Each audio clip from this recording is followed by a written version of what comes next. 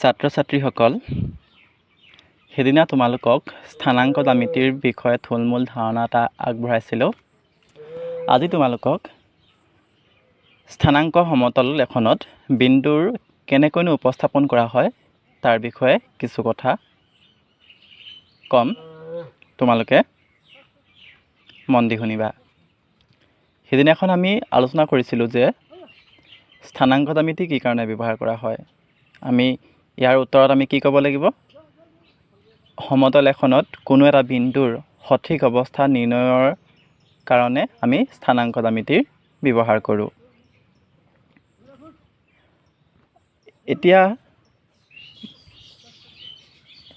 এতিয়া আহোঁ স্থানাংক সমতল কাক বোলে।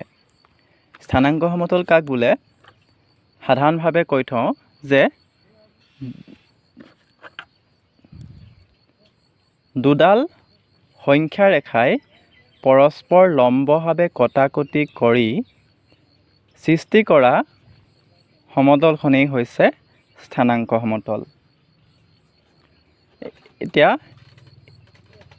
এই সংখ্যা ৰেখা দুডালৰ নাম আছে। এডাল হৈছে অনুভূমিক বা যিডাল ভূমিৰ সমান্তৰাল অক্ষ বা এক্স অক্ষ আৰু উলম্ব বা ৱাই অক্ষ। ছাত্ৰ ছাত্ৰীসকল, স্থানাংক সমতলখন হৈছে এখন গ্ৰাফ। সেই গ্ৰাফখনত দুডাল অক্ষ অংকন কৰা হয়, লম্ব অক্ষ, পৰস্পৰ লম্ব অক্ষ অংকন কৰা হয় আৰু এই অক্ষ কেইডালৰ সাপেক্ষে বিন্দুসমূহৰ অৱস্থান নিৰ্ণয় কৰা হয়। তোমালোকে দেখিছা এডাল মাটিৰ সমান্তৰালকৈ যিডাল আছে সেইডালক কোৱা হয়, ইয়াৰ সমান্তৰালকৈ কোৱা হয় সেইডালক কোৱা হ'ব এক্স অক্ষ, আৰু যিডাল থিয় সেইডালক কোৱা হয় ৱাই অক্ষ। আৰু এই অক্ষ কেইডালে যিটো বিন্দুত পৰস্পৰ কটাকটি কৰিছে সেই বিন্দুটোক কোৱা হয় মূল বিন্দু, আৰু মূল বিন্দুক ঔ আখৰেৰে সূচিত কৰা হয়। এতিয়া মন কৰিবা, আমি আগতে কৈছিলোঁ যে এই ৰেখা কেইডাল সাধাৰণতে কি হয়? সংখ্যা ৰেখা। ইয়াত কিছুমান সংখ্যা উপস্থাপন কৰা থাকে। একক দূৰত্বৰ মূৰে মূৰে কিছুমান সংখ্যা উপস্থাপন কৰা থাকে। এই সংখ্যা ৰেখাডালত সাধাৰণতে কোনবোৰ সংখ্যা দিয়া থাকে? যিবিলাক অখণ্ড সংখ্যা, সেই অখণ্ড সংখ্যাবোৰ দিয়া থাকে। অখণ্ড সংখ্যাৰ যিডাল সংখ্যা ৰেখা তাত মূল বিন্দুটো শূন্য বুলি ধৰা হয়, বা সেইটোকে আমি ইয়াত ঔ বুলি ধৰিছোঁ।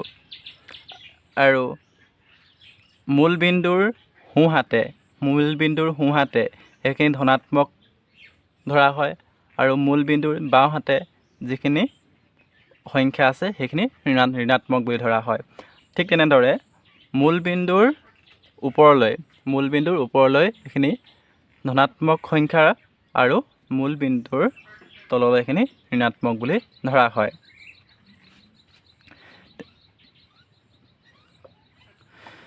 এতিয়া তোমালোকে জানা যে বিন্দু এটাৰ দুটা স্থানাংক থাকে। এটা হৈছে এক্স স্থানাংক আৰু এটা ৱাই স্থানাংক। মানে দুটা অংকৰ জোৰ হৈ থাকে। এটা বিন্দু দুটা অংকৰ জোৰ হৈ থাকে। তোমালোকে ইয়াৰ কাৰণে কেইটামান কথা মন কৰিব লাগিব যে কি মন কৰিব লাগিব? বিন্দু এটাৰ ৱাই অক্ষৰ পৰা দূৰত্বক আমি জানো কি বুলি কোৱা হয়? এক্স স্থানাংক বা ভুজ বোলে। আৰু ইটো বিন্দুটোৰ এক্স অক্ষৰ পৰা দূৰত্বক ৱাই স্থানাংক বা কোটি বোলে। অৰ্থাৎ এটা বিন্দুত দুটা স্থানাংক থাকে, এক্স স্থানাংক আৰু ৱাই স্থানাংক। ইয়াক এক্স ৱাইৰে বুজোৱা হয়। এইটো মন কৰিছানে? এই এক্স ৱাই যে লিখিলোঁ, সেই বিন্দুটো মন কৰা। প্ৰথম যিটো স্থানাংক থাকিব সেইটো এক্স স্থানাংক। এক্স স্থানাংক মানে ৱাই অক্ষৰ পৰা দূৰত্ব থাকিব, আৰু যিটো ৱাই লিখা আছে এইটো কি বুজাইছে? এইটো ৱাই স্থানাংক। ৱাই স্থানাংক মানে এক্স অক্ষৰ পৰা দূৰত্ব। এতিয়া আহাচোন আমি কেইটামান বিন্দু লওঁ আৰু বিন্দুসমূহ কেনেকৈনো সংখ্যা ৰেখা এডাল স্থানাংক সমতলত উপস্থাপন কৰা হয় তাক লক্ষ্য কৰোঁ। মই কেইটামান বিন্দু লৈছোঁ, তোমালোকে দেখিছানে? A 2 3, B 4 5, C 5 0, D 0 3 E -2 2 F -2 0 G -1 -3 H 0 -4 এতিয়া মন কৰিবা মই ইয়াত A B C D E F G H এই আখৰকেইটা দিছোঁ আৰু এই আখৰকেইটা কি বুজাইছে সেই বিন্দুকেইটা বুজাইছে আৰু এই আখৰকেইটা মন কৰা কেপিটেল লেটাৰত দিয়া আছে আমি যেতিয়া এটা বিন্দু উপস্থাপন কৰোঁ বিন্দুটো সদায় কেপিটেল লেটাৰত বুজোৱা হয় এতিয়া আহাচোন আমি প্ৰথম বিন্দুটো উপস্থাপন কৰোঁ এখন স্থানাংক সমতলত কেনেকৈ উপস্থাপন কৰা হয় চাওঁ প্ৰথম বিন্দুটো দিয়া আছিলে A2 3 এতিয়া A2 3 দিয়া আছে মন কৰা A2 3 দিয়া আছে অৰ্থাৎ এই বিন্দুটোৱে কি বুজাইছে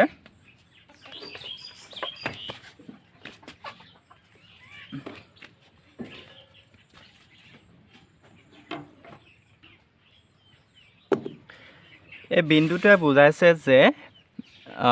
এই বিন্দুটোৰ x স্থানাংক 2 আৰু y স্থানাংক 3 মানে এই বিন্দুটো y অক্ষৰ পৰা 2 একক দূৰত্বত আছে আৰু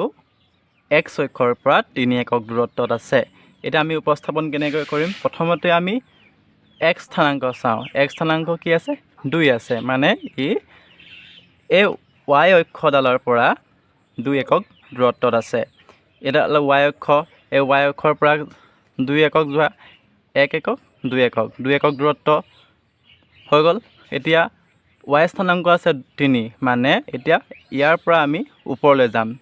যেহেতু 3 আছে 3 মানে ধনাত্মক 3 টো ধনাত্মক সেইটো কাৰণে আমি ওপৰলৈ যাম এতিয়া আমি x অক্ষৰ পৰা কিমান একক দূৰত্বলৈ যাম 3 একক দূৰত্ব হিচাপ কৰা 1 2 3 অৰ্থাৎ এই বিন্দুটোৰ আমি ক'ত বহাব লাগিব ইয়াত বহাব লাগিব অৰ্থাৎ এই বিন্দুটোৰ নাম হ'ব এ বিন্দু ইয়াত 2 3 এতিয়া অন্য এটা বিন্দু চাওঁ 4 5 B 4 5 তো একে হ'ব 4 5 B 4 5 অৰ্থাৎ B বিন্দুটো ক'ত কিমান দূৰত্বত আছে x অক্ষৰ y অক্ষৰ পৰা 4 একক দূৰত্বত আছে আৰু x অক্ষৰ পৰা 5 একক দূৰত্বত আছে অৰ্থাৎ ক'ত হ'ব 1 2 3 4 5 এই বিন্দুটো হ'ব B 4 5 তাৰ পিছত অন্য এটা বিন্দু চাওঁ C 50 C 50 এটো ক'ত হ'ব এতিয়া ইয়াত মন কৰা C বিন্দুটোৰ x স্থানাংক কিমান আছে 5 মানে y অক্ষৰ পৰা বিন্দুটোৰ দূৰত্ব 5 একক আৰু x অক্ষৰ পৰা দূৰত্ব 0 y স্থানাংক 0 মানে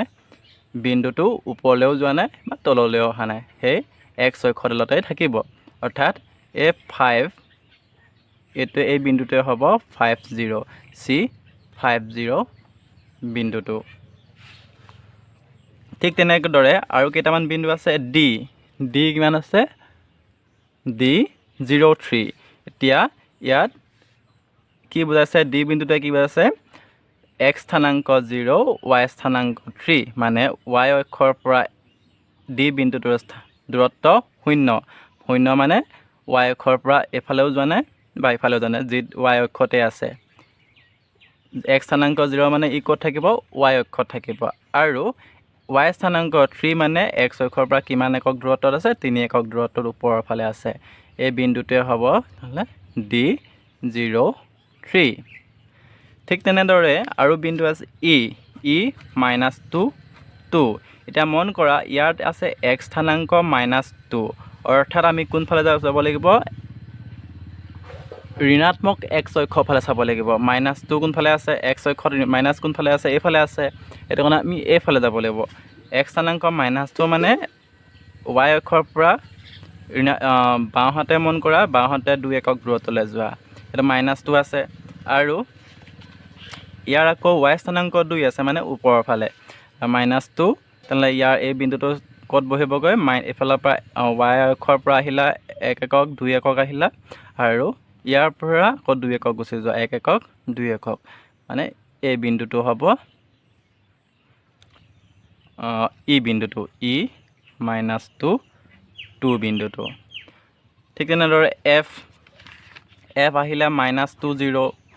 -2 0 দেখিছেনে তোমালোকে ভালদৰে f আহিলে -2 0 এতিয়া -2 0 বিন্দুটো ক'ত বহিব f -2 0 মানে ইয়াত কি হৈছে f বিন্দুটোৰ x স্থানাংক -2 আৰু y স্থানাংক কি হ'ব 0 মানে x বিন্দুটো f বিন্দুটো y অক্ষৰ পৰা -2 2 একক দূৰত্বত বাওঁফালে আছে ঋণাত্মক দিশত আছে -2 0 0 মানে ইয়াৰ y স্থানাংক 0 আছে y স্থানাংক 0 মানে ই কোনটো অক্ষ থাকিব x অক্ষ থাকিব অৰ্থাৎ এই বিন্দুটোৱে হ'ব f বিন্দুটো -2 0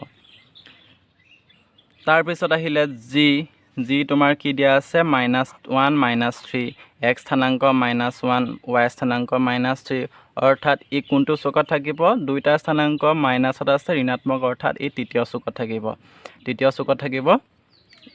ইয়াৰে দুইটা স্থানাংক কি আছে নিগেটিভ অৰ্থাৎ ঋণাত্মক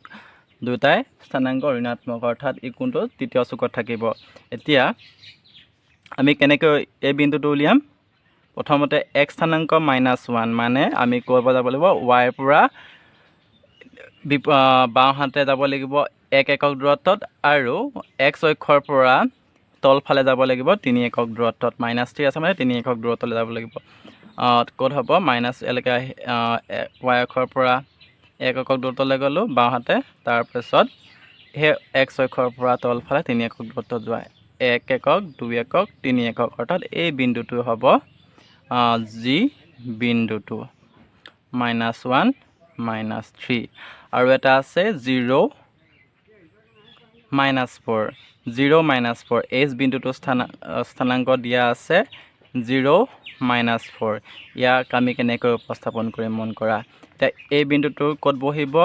ইয়াৰ x স্থানাংক 0 মানে ই y অক্ষত থাকিব আৰু -4 মানে ই কোনফালে যাব তলফালে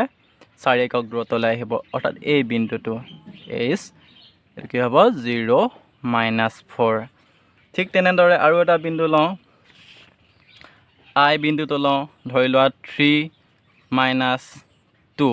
এই বিন্দুটো ক'ত বহিব 3 - 2 বিন্দুটো ক'ত বহিব